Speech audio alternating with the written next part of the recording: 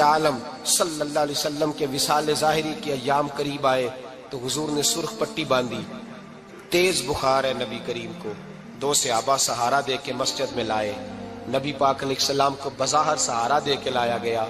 کریم رسول نے لوگوں کو جمع کیا، حضور آج کیا ہونے والا ہے، آج کیا کہا جائے گا، آج کس لیے میٹنگ بلائی ہے؟ نبی کریم کے کل صحابہ جب مسجد میں جمع ہوئے تو کھچا کھچ مسجد بھری ہے۔ وصال ظاہری سے چند یوم پہلے کی بات، نبی پاک نے فرمایا آج تمہیں کوئی جہاد کی ترغیب نہیں دینی، آج کوئی نیا پیغام نہیں دینا، آج تمہیں بتانا ہے کہ رب نے اپنے بندے کو اختیار دیا ہے، چاہے تو دنیا میں رہے، چاہے تو اس کی بارگاہ میں حاضر ہو جائے۔ اس عبد نے بارگاہ ربوبیت کی طرف لوٹنے کا ارادہ کر لیا ہے۔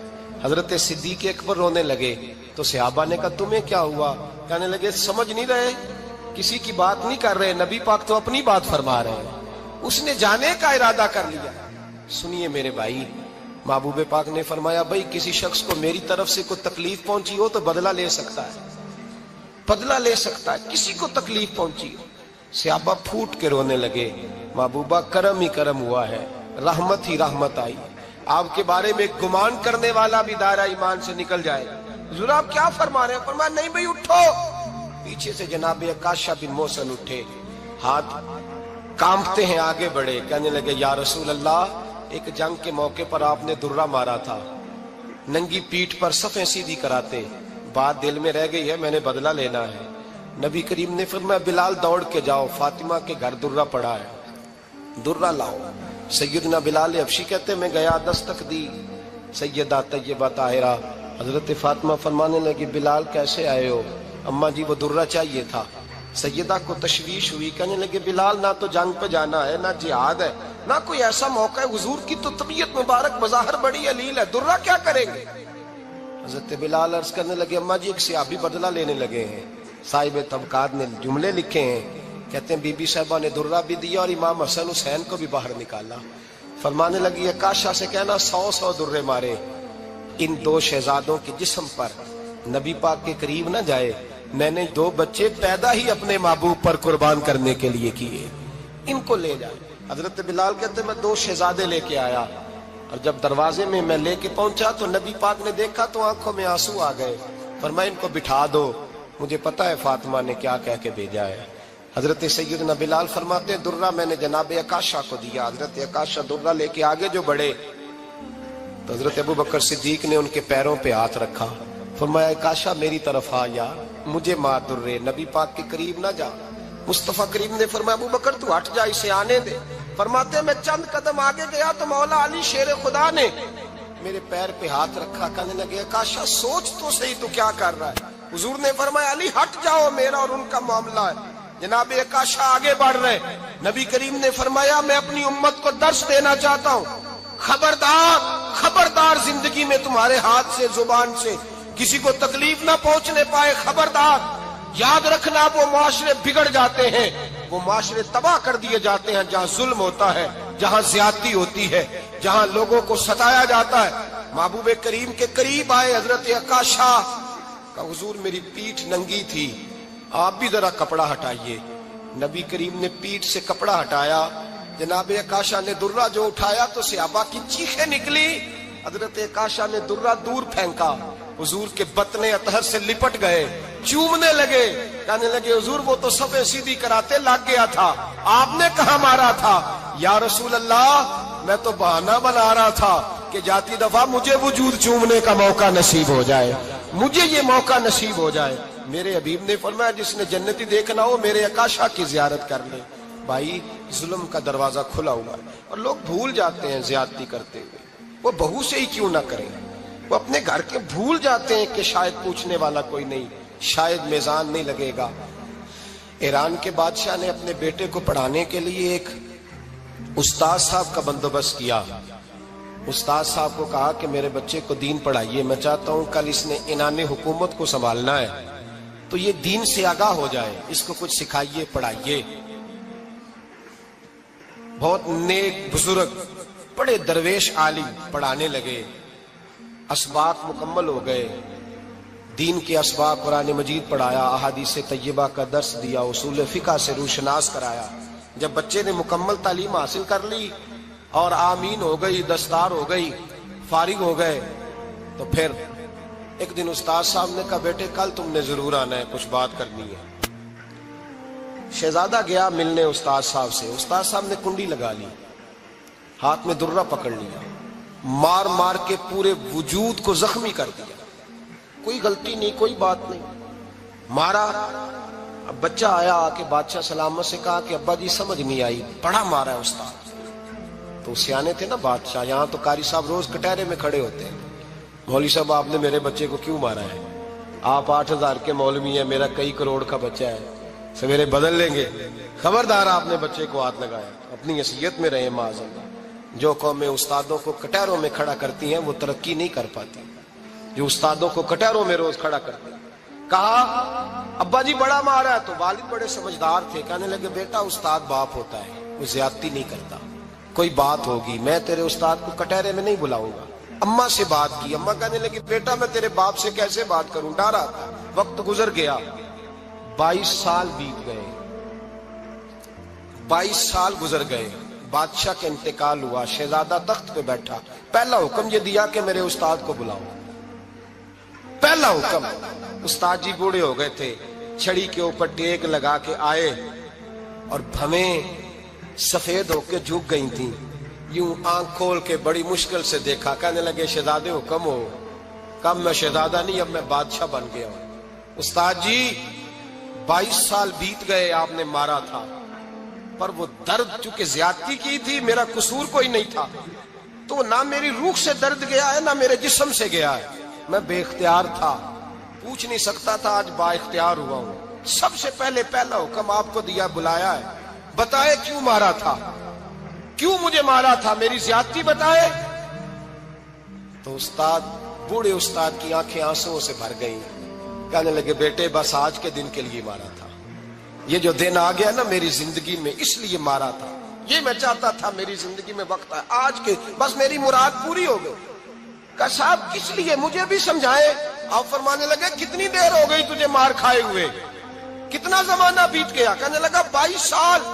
فرمایا زخم بھولے تو نہیں، درد ختم تو نہیں ہوئی، تمہیں بات ایک منٹ کے لیے بھی تمہارے حافظے سے محو تو نہیں ہوئی؟ کہا استاد جی روز رات کو یاد آتی، روز خیال آتا تھا۔ استاد کہنے لگے بھائی تو بے اختیار تھا، پوچھ نہیں سکا، 22 سال تجھے یاد رہا، مجھے پتا تھا تو ایک دن حکمران بنے گا، میں نے تجھے اس لیے مارا تھا کہ بیٹے یاد رکھنا، کسی پہ ظلم نہ کرنا، اگر تجھے 22 سال تک یاد رہا ہے تو جس پر تو ظلم کرے گا اسے بھی قیامت تک یاد رہے گا، اور یہ یاد رکھنا تو آج با اختیار ہوا تو تو نے مجھے بلا لیا ہے، قیامت کے دن غریب با اختیار ہو جائیں گے، مظلوم با اختیار ہو جائیں گے، وہ با اختیار ہوں گے باللہ الواحد القہار، رب کریم کی بارگاہ کے اندر ان کا اختیار ہوگا، اکیلے اللہ کی حکمرانی ہوگی، پھر وہ بلائیں گے بڑے بڑے کج کلاہ، دنیا میں جن کی پگڑیاں اونچی تھی وہ سر جھکائے کھڑے ہوں گے، دنیا میں جو ڈکٹیٹر بنتے تھے ان کی پشتیں لال ہوں گی، ان کو غدار لکھا جائے گا، قیامت تک نہیں بھولے گا۔ ظلم کرنا تو سوچ سمجھ کے کرنا، اتنا کرنا جتنا تم سہ سکتے ہو، اتنی زیادتی کرنا جتنی قیامت میں تم برداشت کر سکتے ہو۔ میرے نبی کریم صلی اللہ علیہ وسلم نے فرمایا ظلم سے بچو، یہ قیامت کے اندھیروں میں سے ایک اندھیرا ہوگا، زندگی میں زیادتی نہ کریں، اگر تھوڑی دیر کے لیے کوئی چیز برداشت کر جائیں گے تو وہ فائدہ دے جائے گی، کچھ دیر کے لیے اگر سہ جائیں گے تو نفع مل جائے گا، سہنے کی کوشش کریں لیکن زیادتی نہ کریں، نظر کو، سوچ کو، ذہن کو پاک رکھیں، اور میرے بھائی زندگی پوری ظلم سے بچیں، زیادتی سے بچیں۔ امیر المومنین حضرت جناب سیدنا عمر فاروق رضی اللہ تعالیٰ عنہ رات گھر میں تھے تو رونے لگے، بڑی دیر تک روتے رہے، والدہ اٹھی تو صاحبزادے سے کہنے لگی پتہ کرو تمہارے باپ کو کیا مسئلہ ہے۔ شہزادے آئے، کہنے لگے امیر المومنین والد گرامی کیا ہوا؟ تو حضرت عمر فاروق کہنے لگے بیٹا اپنی اماں کو بلاؤ۔ والدہ آ گئی، کیا بات ہے، کچھ طبیعت خراب ہے تو حکیم کا بندوبست کیا جائے۔ تو حضرت عمر کہنے لگے کچھ بھی نہیں، آج مسجد سے نکلا ہوں تو نبی پاک کے صحابہ میری تعریفیں کر رہے تھے۔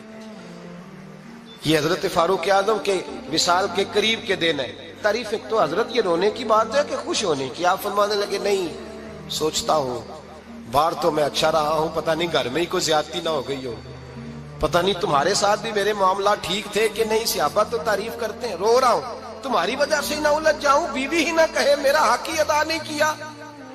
ये लफ्ज कहते कहते पहाड़ है ये शख्स, कैसरो किसरा कांपते हैं। हजरत उमर रो पड़े, बीबी से कहने लगे मुझे अल्लाह की रजा के लिए माफ नहीं कर देती, मेरे ऊपर बोझ था उम्मत का, मैं सारी रात मदीने की गलियों में फिरता था, दिन सारा मस्जिद में गुजरता था, मैं तुझे वक्त नहीं दे पाया, माफ नहीं कर देती। तो ज़ौजा कहने लगी नहीं उमर, मैंने भी जिंदगी में अपना कोई सुख चैन नहीं देखा, कोई चाव पूरा नहीं किया, मैं कैसे माफ कर दूं, मैं नहीं माफ करती। हजरत उमर जमीन पे बैठ गए, रोने लगे, कहने लगे चल माफ कर दे। कहने लगी एक वादा करो, कयामत के दिन रब करीम की बारगाह में मेरी सिफारिश करोगे, अल्लाह की बारगाह में अर्ज करोगे कि अल्लाह अच्छी थी, मुझे कपड़े धो के देती थी, रोटी पका के देती थी, मेरी इज्जत की मुहाफिज थी। जनाब उमर कहने लगे तेरे साथ वादा है, रब अपने फजल से उमर को जन्नत देगा तो उमर तुझे जन्नत में साथ लेकर के जाएगा, तेरे साथ वादा है। अरे भाई, जिनके दिलों में एहसास था कि हमसे कोई ज्यादती ना हो जाए किसी जगह, वो तो यहाँ तक मामला करते थे, यहाँ तक उनका ख्याल रहता था। अजीजों, एक तो नजर में हया पैदा करें, वालिदैन की बहुत बड़ी जिम्मेदारी है। लाखों बच्चे मर्जी की शादियां कर रहे हैं, हजारों घर उजड़ रहे हैं, ये वो वाला जहर है जो हर घर में तेजी से फैलता चला जा रहा है। पहले हम कहते थे कि बच्चा बाहर ना निकले, अब कहते हैं अल्लाह कहीं मोबाइल लेके तन्हा ना बैठ जाए, कहीं तन्हा ना बैठ जाए, क्या बनेगा इसका अगर ये गंदगी और ये ऐसा नशा है जो उजाड़ के रख दे। बुखारी शरीफ में हदीस है, काज़ी अय्याज़ मालिकी रहमतुल्लाह अलैह ने बड़ी तफसील से लिखी है, रावी हज़रत अनस बिन मालिक हैं।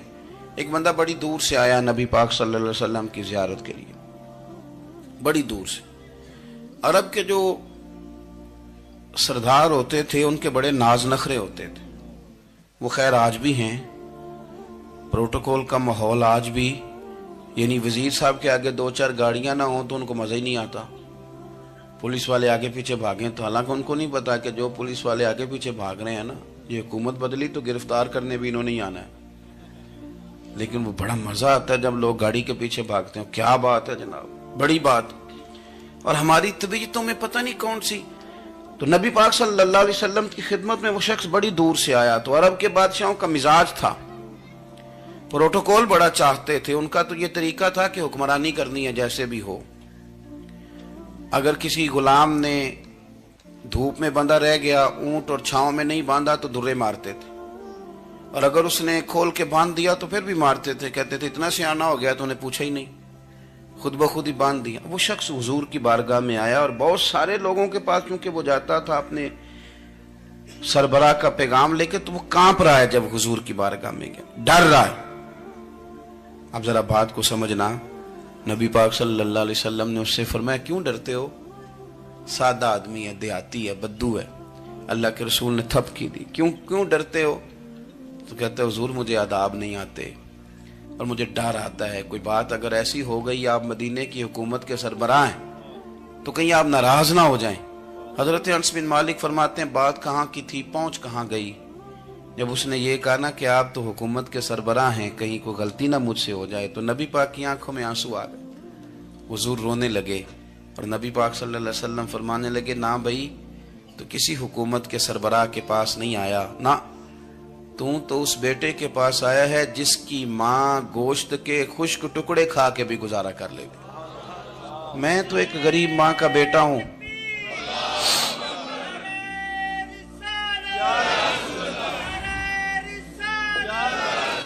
भाई अगर आपका ये ज़ौक बन जाए, देखो ना आज तो लोग भूल जाते हैं ना, कपड़े बदल लेते हैं तो वो समझते हैं कि शायद सारा कुछ ही बदल गया, यानी गांव से आकर पढ़ने वाले भूल ही गए हैं कि किसकी माँ ने कितना जेवर बेचा था।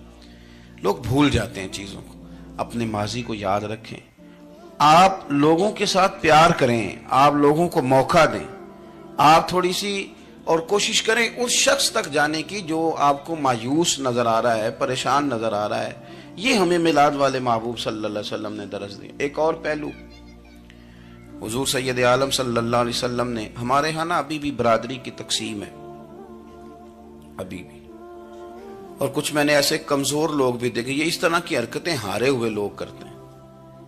ہارے ہوئے لوگ جو اپنے آپ کو سمجھتے ہیں کہ میں کوئی بڑا آدمی ہوں. بڑا آدمی تو اپنے اخلاق سے ہوتا ہے, اپنے کردار سے ہوتا ہے, اپنی سخاوت سے ہوتا ہے, لوگوں سے پیار کرنے سے ہوتا ہے. باقی یہ کہ بیٹھ کے کہانی سنانا کہ میں بڑا کچھ کرتا ہوں, تو جو کچھ کرتا ہوتا ہے اسے سنانے کی کوئی ضرورت ہے. ایک اور بہت سارے لوگ آپ تعزیت کرنے جائیں نا والد کے انتقال کے بعد, تو ان بیچاروں کو بتانا پڑتا ہے کہ ابا جی میرے بغیر دوائی نہیں کھاتے تھے. تو میں کہتا ہوں اگر تیرے بغیر نہیں کھاتے تھے پھر بتانے کی ضرورت نہیں, پھر تو سارے گاؤں کو پتا ہوگا کہ تیرے بغیر نہیں کھاتے تھے. اور اگر کوئی دال میں کالا ہے تو پھر تیری وضاحت کوئی بندہ قبول نہیں کرے گا. تو آپ کو بتانا کیوں پڑ رہا ہے, اور آپ بار بار اس بات کا ذکر کیوں کر رہے ہیں کہ ہم بہت بڑے قبیلے کے ہیں؟ صاحب اگر آپ بڑے قبیلے کے ہیں تو پتا ہوگا سارے علاقے کو آپ کتنا لوگوں کا خیال کرتے ہیں, آپ کس قدر محبت کرتے ہیں, آپ کا انداز کریمانہ کس طرح کا. پھر آپ کو بتانے کی کوئی ضرورت نہیں ہوتی, پھر خود بخود خبر ہوتی ہے. حضرت سیدنا ابو ذر غفاری رضی اللہ تعالیٰ عنہ, قبیلہ بنو غفار ایک بڑی شاخ تھی قبیلوں میں سے. جو لوگ اس زمانے میں مالدار قبیلوں سے تعلق رکھتے تھے ان میں سے ایک بڑا نام تھا. ساری زندگی چودراہٹ کی, لیکن میلاد ایک انقلاب کا نام ہے. میں میلاد منانے والے دوستوں سے گزارش کرتا ہوں کہ آپ ہر سال میلاد منائیں, اور ہر سال میلاد کے بعد آپ تھوڑے بدل بھی جائیں, یعنی تھوڑے سے بدل جائیں. کچھ لوگ کہیں یار یہ داڑھی میں نے نا 12 ربیع الاول والے دن رکھی تھی, یہ میری میلاد والی داڑھی ہے. اور داڑھی رکھیں بھی نبی پاک کی مرضی کی. کس کی مرضی کی؟ نہ ناراض ہو جائے جی میں ٹور چلا بس. کس مرضی کی جی؟ اپنی مرضی کے نہیں. داڑھی کا وزن کو نہیں ہوتا کہ پوری مٹھی رکھیں گے تو آپ کو کوئی دقت ہوگی, کوئی وزن نہیں. پوری رکھیں, جو حضور کا طریقہ مبارکہ ہے جو ہمیں ملتا ہے اس پر آپ توجہ فرمائیں. تو میں جو بات عرض کرنے جا رہا ہوں وہ میلاد انقلاب ہے. حضور سید عالم صلی اللہ علیہ وسلم کی بارگاہ میں آنے سے پہلے لوگ کچھ اور ہوتے تھے, اور یہاں سے ہو کے جاتے تھے تو پھر ان میں تبدیلی آتی تھی. میں سارا دن کرامتیں سناؤں نا کسی کو اپنے پیر صاحب کی اور اپنے گھر میں بھی کہ میرے حضرت بڑے, میرے استاد بڑے, لیکن بیوی کے ساتھ اگر میں ترش لہجے میں بات کروں گا تو وہ کہے گی ایسے سکھاندے نے تینوں پیر صاحب. دوست کہیں گے یہ سکھاتے ہیں آپ. تو آپ کی کہانیاں نہیں چلتی, آپ کا کردار چلتا ہے. حضرت ابو ذر غفاری رضی اللہ تعالیٰ عنہ فرماتے ہیں چونکہ میں چودھری تھا, سیدنا بلال حبشی رضی اللہ تعالیٰ عنہ کے پاس میں بیٹھا تھا. کسی بات میں بات آگے بڑھی اور بڑھتے بڑھتے بات شکرنجی تک چلی گئی. رائے کے اختلاف نے باتوں میں تلخی پیدا کر دی, اور جب تھوڑے لفظ اور تیز ہوئے تو میں نے انہیں کہہ دیا چپ کر, تو ابشن کا بیٹا ہے. کس کے بیٹے تھے حضرت بلال؟ کہتے ہیں جب انہوں نے مجھے کہا تو میرا دل بڑا ٹوٹا, لیکن میں نے ارادہ کیا کہ میں نے حضور کی بارگاہ میں نہیں عرض کرنی. اب ہر بات کی ہم حضور کی بارگاہ میں شکایت کریں. لیکن میں جا کے مسجد میں بیٹھا, اور جب سرکار آئے نا, ارادہ نہیں تھا کہ عرض کروں گا, لیکن حضور کا چہرہ دیکھا تو دکھ میرا خود ہی تازہ ہو گیا. رونے کا بھی تو تب ہی مزہ آتا ہے نا کوئی اپنا ملے تو. فرماتے ہیں کہ میرے آنسو نا بغیر اختیار کے چھلک پڑے, اور میں کھل کے روئے, کھل کے. قربان جاؤں محبوب کے بھی حضور نے پاس نہیں بلایا, بلکہ نبی پاک اٹھ کے خود میرے پاس آئے اور مجھے کندھوں سے پکڑ کے سینے سے لگایا. اور جب میں کھل کے رو لیا تو حضور میرے آنسو پوچھنے لگے. کچھ شعر ایسے ہوتے ہیں جو کسی نے کہے ہوتے ہیں, اور کہنے والا جو ہوتا ہے وہ صاحب حال ہوتا ہے, تو اس میں کچھ خوبصورتی زیادہ ہی ہو جاتی ہے. ایک پنجابی کے شاعر ہمارے گجرات میں گزرے, بزرگ تھے, ان کا ایک شعر ہے, وہ کہتے ہیں ایک واری میری آنکھیاں چوں اونا نے اتھرو پونجے سن. ایک واری میری آنکھیاں چوں اونا نے اتھرو پونجے سن, ہن تے چسکا پہ گیا رونے دا. ایک واری میری آنکھیاں چوں اونا نے اتھرو پونجے سن, ہن تے چسکا پہ گیا رونے دا, تے ہر ویلے آہو زاری دا. تو میں روز رونے لگا ہوں, مزہ ہی بڑا آیا ہے جب سے محبوب نے چپ کرانا شروع کیا میرے عزیز. اور پھر حضرت بلال حبشی رضی اللہ تعالیٰ عنہ چونکہ حضور کے غلام تھے, اور انہیں پتا تھا کہ سرکار میری ناز برداری کرتے ہیں, حضور نے چپ کرایا. فرمایا کیوں روتے ہو؟ تو عرض کرنے لگے یا رسول اللہ صلی اللہ علیہ وسلم, اگر میں ابشن کا بیٹا ہوں تو میری تو غلطی کوئی نہیں نا, یہ تو تقسیم اللہ کی ہے نا. الذی خلقک فسواک فعدلک فی ای صورت ما شاء رکبک. جس طرح وہ چاہتا ہے، جس کو چاہتا ہے اس طرح کی اس کی صورت بنا دیتا ہے۔ تو مجھے ابشن کا بیٹا کہا جاتا ہے، میری غلطی کیا ہے؟ حضرت بلال نے بھی نہیں بتایا کس نے کہا ہے، لیکن نبی پاک صلی اللہ علیہ وسلم نے کیا فرمایا؟ امام یوسف صالحی نے لکھا ہے، ذرا غور کرنا بات پر، تسلیاں لوگ اور رنگ میں بھی دیتے ہیں، پر یہ تسلی بڑی انوکھی ہے۔ حضور فرمانے لگے، بلال اگر تو ابشن کا بیٹا تو پریشان کیوں ہوتا ہے؟ کالے رنگ والی ماں کا بیٹا ہے تو پریشان کیوں ہوتا ہے اگر تیری والدہ کا رنگ کالا ہے تو؟ عرض کی حضور آپ کیا فرمانا چاہتے ہیں؟ تو سرکار فرمانے لگے، میں 2 ماؤں کا بیٹا ہوں، ایک جناب آمنہ جنہوں نے مجھے پیدا کیا، اور ایک حضرت ام ایمن جنہوں نے میری پرورش کی، مجھے بڑا کیا۔ حضور فرمانے لگے، میری ماں آمنہ کا رنگ گورا تھا اور میری ماں ام ایمن کا رنگ کالا ہے۔ تو فرمایا، اگر تجھے کسی نے کالے رنگ والی ماں کا بیٹا کہا تو اسے کہہ دینا مدینے والے محبوب کے بھی تو ایک والدہ کا رنگ کالا ہے، تو کہہ دینا۔ حضرت بلال کہتے ہیں کہ وہ اس طرح کی تسلی تھی، طفل تسلیاں نہیں جس طرح کی ہمیں دی جاتی، وہ اس طرح کی خوبصورت تسلی تھی کہ اس کے بعد میرا دل ایسا ٹھنڈا ہوا، پھر کسی کا تانا نہیں رہا، پھر کسی کی تکلیف نہیں رہی۔ رسول پاک صلی اللہ تعالی علیہ وسلم نے یہ جو آج تقسیم ہے ہمارے ہاں اونچ نیچ کی، چھوٹے بڑے کی، ذات برادری کی، حضور فرماتے ہیں میں نے پاؤں کے نیچے رکھ کے کچل دی، اب اس کا کوئی سٹیٹس نہیں رہا، اب یہ کوئی معاملہ نہیں۔ پھر میرے بھائی ایک معاملہ ہمارے اندر جو اور بڑی شدت کے ساتھ آیا ہے اور جس نے بڑا زور پکڑا ہے، وہ یہ ہے کہ ہم نا پڑھے لکھے لوگوں سے معذرت کے ساتھ، پڑھے لکھے لوگوں کا بھی ایک مسئلہ ہے، وہ دوسروں کو جاہل کہنا ضروری سمجھتے ہیں، الا ماشاءاللہ۔ میں اکثر کہتا ہوں کہ یہ تو آسان کام ہے نا، آپ نے کہہ دیا جاہل نہیں جی سارے پنڈ والے، یہ تو بڑا آسان کام ہے، تو جان چھڑانے والی بات ہے۔ ان پڑھ ہیں جی اس قوم دا کچھ نہیں بن سکتا، بھی تو آسان کام ہے، جان چھوٹ گئی۔ میں بھی کھڑا ہوتا ہوں نماز جنازہ کی امامت کرنے کے لیے، کبھی تو کہہ دیتا ہوں کہ جناب آج لوگوں کو نماز جنازہ کی دعا نہیں آتی، تو سوچتا ہوں کہ اگر کسی نے کھڑا کر کے پوچھ لیا کہ آپ نے کتنے لوگوں کو یاد کرائی ہے، ہم نے کبھی کہا کہ آؤ بیٹھو یاد کراؤں، تو اس کا جواب کیا ہے؟ تنقید کرنا آسان کام ہے اور تعمیر کرنا یہ مشکل مرحلہ ہے۔ عزیز دوست، ہمارے ہاں نا ان پڑھ بندے کے ساتھ اور اس بندے کے ساتھ جس کی سوچیں محدود ہیں، ہمارا رویہ اتنا تلخ ہوتا ہے۔ بھائی مزہ تو تب آتا ہے نا جب آپ کو، کچھ لوگ کہتے ہیں میں اچھے کے ساتھ اچھا ہوں، تو اچھے کے ساتھ تو ساری دنیا اچھی ہوتی ہے، آپ نے اس میں کیا کمال کیا؟ ترجیح آخرت کو، اللہ کی ذات کو۔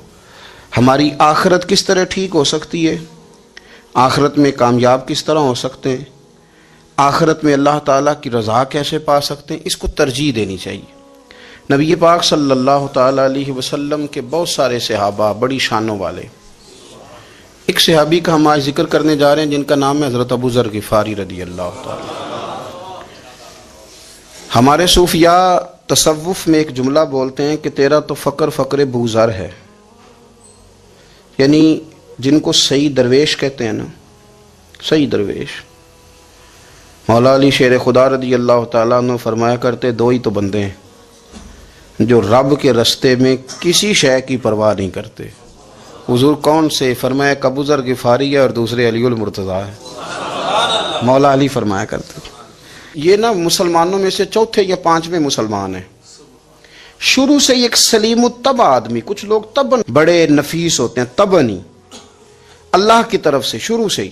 ان کا جو قبیلہ تھا بنو غفار، وہ راہزنی کرتا تھا، لوگوں کو لوٹ لیتا تھا، شروع میں یہ کام کیا، لیکن جب کچھ لوگوں کی چیخیں کانوں میں گئیں تو چھوڑ دیا، فرمایا نہیں یار طبیعت نہیں مانتی، اور نبی پاک کا کلمہ پڑھنے سے پہلے ہی بتوں کی پوجا چھوڑ کے رب کی عبادت شروع کر دی۔ لوگ پوچھا کرتے تھے آپ عبادت تو کرتے تھے پر منہ کدھر کرتے تھے؟ فرماتے تھے جدھر وہ کرا لیتا تھا کر لیتے تھے۔ کسی نے انہیں بتایا کہ مکے میں ایک شخص ہیں جنہوں نے اعلان نبوت کیا ہے، آپ کی طرح کی باتیں کرتے ہیں۔ انہوں نے اپنے بھائی کو بھیجا، ان کا نام انیس تھا، پتہ کر کے واپس آئے، بھائی کہنے لگے ابو ذر، ان کا نام جندب ہے، اصل میں ذر ان کے بیٹے کا نام ہے اور کنیت سے زیادہ معروف ہیں، ابو ذر غفاری کہلاتے ہیں۔ فرماتے ہیں کہ بھائی نے آ کے بتایا کہ وہ نیکی کا حکم دیتے ہیں، برے کاموں سے منع کرتے ہیں، صلہ رحمی کا پیغام دیتے ہیں، لیکن لوگ سارے مخالف ہیں۔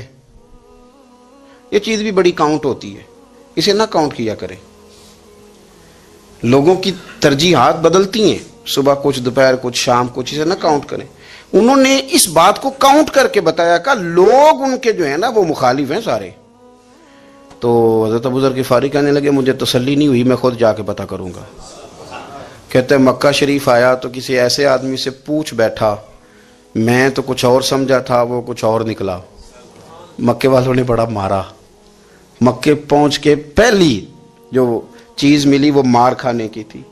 اب میں ڈرتے کسی سے پوچھتا ہی نہ، بھوک بھی بڑی تھی، رہنے کو جگہ نہیں تھی، حرم شریف میں لیٹا رہتا تھا. میرے نصیب دیکھو، مجھے ایک شخص نے آ کے ہلایا. کہنے لگے اگر مناسب سمجھیں تو میں آپ کو دیکھ رہا ہوں کافی دیر سے، آپ کوئی پردیسی ہیں، آپ کا اپنا مہمان نہ بنا لوں.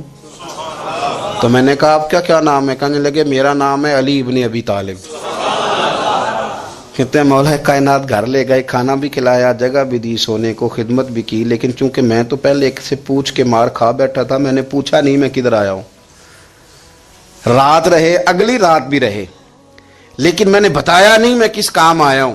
حضرت ابو ذر غفاری رضی اللہ تعالیٰ عنہ کہتے ہیں خود ہی مولا علی نے پوچھا بتا سکتے ہو کیسے آئے ہو؟ میں نے کہا رات رکھ لو گے؟ فرمایا بڑا کشادہ سینہ دیا رب نے مجھے، تو بات تو کر. کہنے لگے یار میں تو محمد مصطفیٰ کی زیارت کرنے آیا صلی اللہ تعالی علیہ وسلم. یہ بے نیاز لوگوں میں سے ہیں حضرت سیدنا ابو ذر غفاری. میں حضور کی زیارت کے لیے. حضرت علی کہنے لگے سویرے لے چلوں گا. انسان بزدل نہیں ہوتا، ہر انسان بزدل نہیں ہوتا، اور بلا وجہ ٹکراؤ کی پالیسی بنا لینا یہ بھی سیانے لوگوں کا کام نہیں. حکمت کے تقاضوں کے مطابق چلنا یہ بھی دلیر لوگوں کا ہی کام ہوتا ہے. حضرت مولا علی کہنے لگے صبح لے کے چلوں گا، پر حالات ٹھیک نہیں. شرارتی لوگ ہر جگہ ہوتے ہیں. اگر کوئی شرارتیوں کا ٹولہ ملا نا جو کھڑا ہوگا جاسوسی کرنے کے لیے کہ حضور کی طرف کون کون جا رہا ہے، تو میں نیچے جھکوں گا جوتے کا تسمہ ٹھیک کرنے کے لیے. لیکن آپ نے نہیں کھڑے ہونا، آپ نے چلتے رہنا ہے تاکہ کسی کو شک نہ ہو. کہتے ہیں اس ترتیب سے حضرت علی مجھے لے کے گئے. میں حضور کی بارگاہ میں پہنچا. مولا علی کہتے ہیں بڑے بڑے لوگ سوال کرتے تھے، پر یہ شروع سے سلیم الطبع تھے. مجھے کہہ لینے دینا، جنہوں نے ماننا ہوتا ہے وہ لمبے سوال کرتے ہی نہیں. مان جو لیا تو لمبے سوالوں کی ضرورت ہی کوئی نہیں. کہتے ہیں لوگ بڑے بڑے سوال کرتے تھے، پر ابو ذر نے 2-3 باتیں ہی پوچھی اور آگے جا کے کہنے لگے حضور ہاتھ بڑھائیں، مجھے کلمہ پڑھائیں. نبی پاک صلی اللہ علیہ وسلم نے کلمہ پڑھایا. فرمایا باہر جا کے نا ابھی ذکر کرنا کہ تم مسلمان ہو گیا، یہ ماریں گے. عرض کی حضور انہیں مارنے دے، میں آیا بھی مار کھا نہیں ہوں، انہیں مارنے دے نا.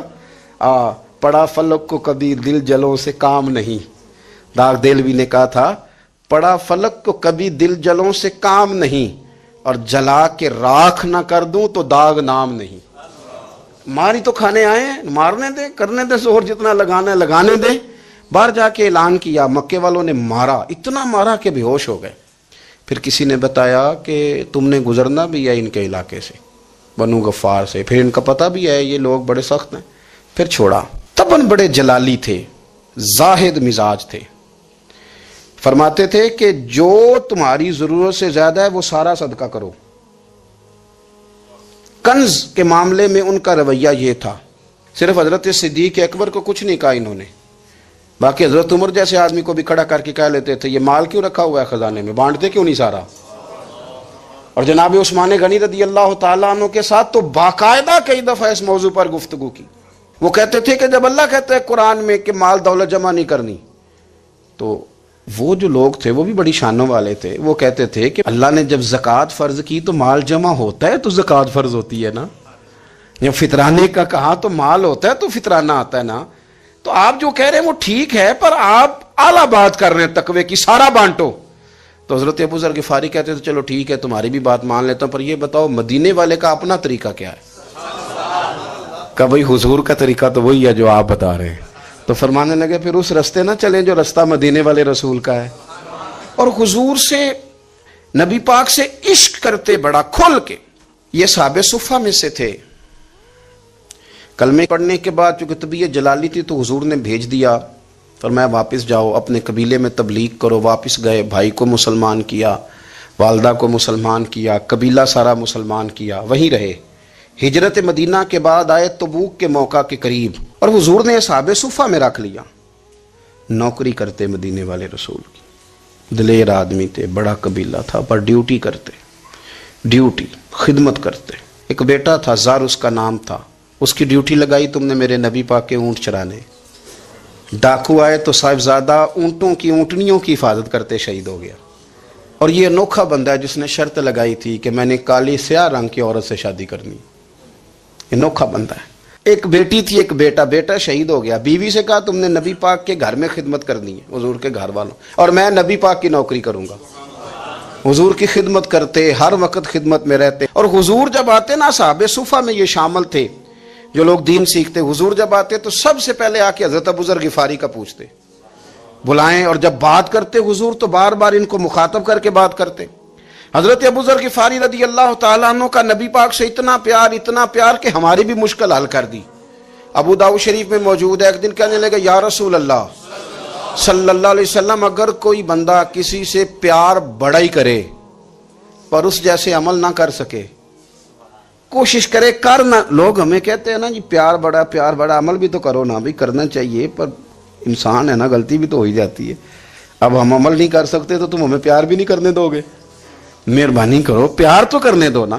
حضرت ابو ذر غفاری نے کہا, ابو داؤد شریف میں موجود ہے, یا رسول اللہ صلی اللہ تعالی علیہ وآلہ وسلم, حضور پیار بڑا کرے پر ان جیسے عمل نہ کرے تو حکم کیا ہے؟ تو حضور نے فرمایا پیار سچا کرے, اللہ قیامت کے دن جس سے محبت کرے گا نا اس کے ساتھ ہی دونوں کو اکٹھا فرما دے گا.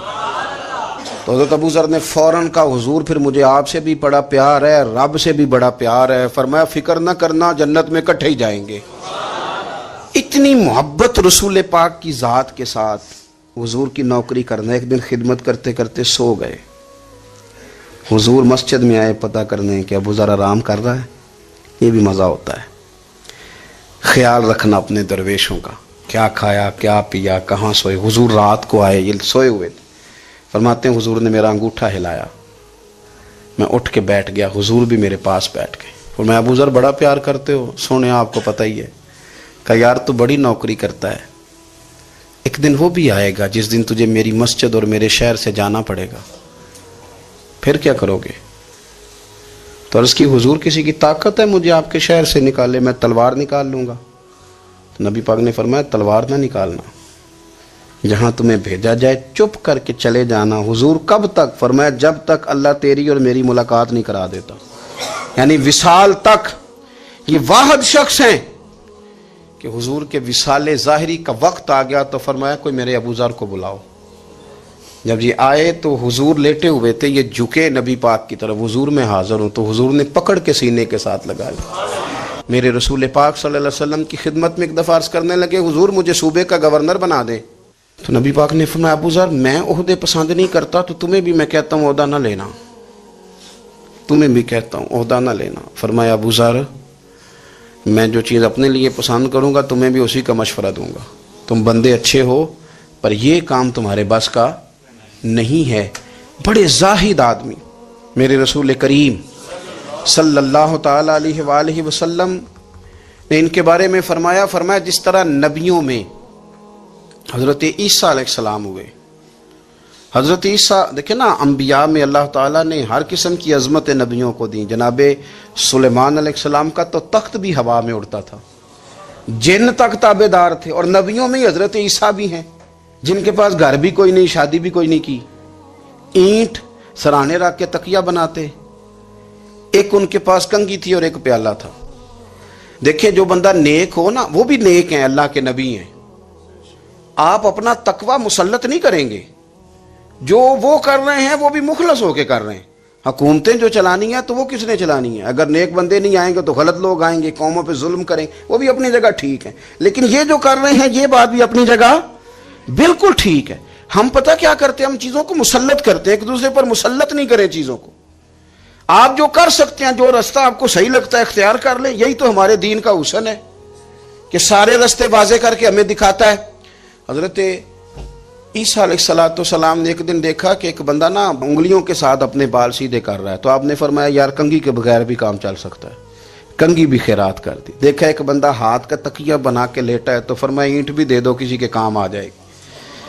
ایک دن دیکھا کہ ایک بندہ نا یوں چلو میں پانی پی رہا ہے, فرمایا پیالہ بھی رہنے دو, اس کے بغیر بھی کام چل ہی جاتا ہے.